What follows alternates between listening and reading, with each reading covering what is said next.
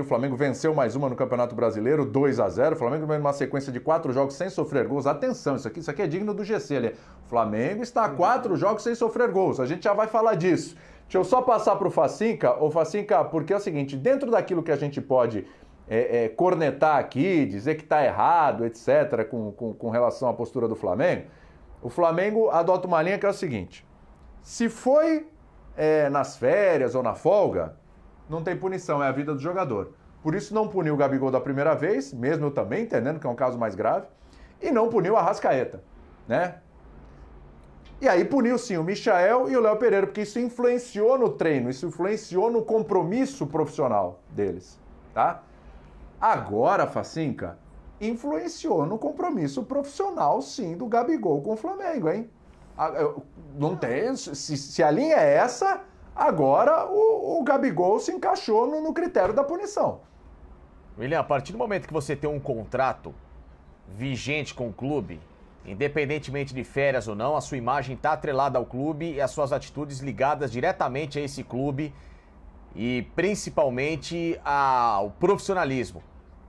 E na questão sanitária ainda mais, né? Porque aí já ultrapassa até a esfera esportiva, vai para a esfera hoje social em relação à postura. Então o que esses caras fizeram, tanto o Gabriel como o Arrascaeta, na exposição pública e da forma que estavam expostos, enfim, para mim é muito além só da esfera esportiva, né?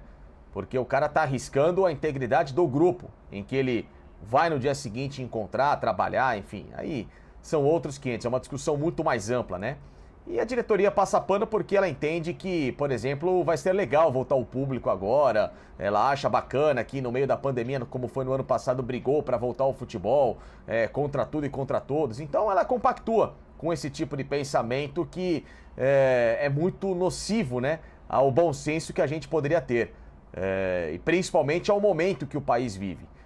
Então, em relação a isso, para mim é mais uma postura de que a diretoria do Flamengo, ela tem 2 pesos, 2 medidas. Ela morre de medo das estrelas da equipe.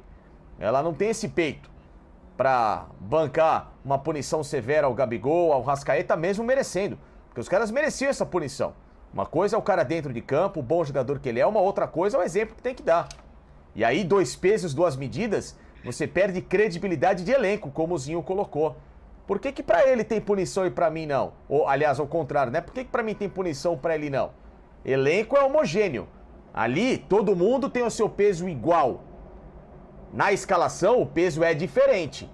Agora, o peso hierárquico, todo mundo tem que ser tratado da mesma forma. Senão você quebra essa hegemonia, você quebra principalmente a harmonização interna. E aí você gera um conflito completamente desnecessário, sabe? Por um melindre excessivo para um lado e para outro lado você vai de peito aberto mostrando que é o grande chefão da história. Então, a culpa de toda essa história, da não apresentação da punição, é do jogador. A CBF não tem nada a ver com aquilo. O jogador saiu de um jogo, foi feito um exame, a CBF mostrou, olha, tem uma situação aqui, dê uma olhada. Se o jogador se rebela, se ele acha que ele já é maior do que tudo porque ele passou por uma convocação recente para a seleção brasileira, a culpa não é da seleção, a culpa é do cara. Por que o Everton Ribeiro, como colocou o Zinho, não pegou o avião e foi para Curitiba se apresentar? Professor, tô aqui. Vai junto. Vai com o Everton Ribeiro, desce em Curitiba. Aliás, estamos falando de Curitiba. Não estamos falando de uma cidade que não tem estrutura para nada. Acho que Curitiba tem clínica, né, para fazer um exame de imagem rapidinho. Curitiba tem alguma situação em que o cara pode, num pronto-socorro, ser atendido. Tem, graças a Deus, bons hospitais. É uma cidade minimamente estruturada para receber o Gabigol e ele fazer um exame de manhã com a delegação do Flamengo às pressas. Até porque esses caras têm plano de saúde, têm estrutura. Então a culpa na história, não vamos colocar a CBF, a culpa na história é do jogador.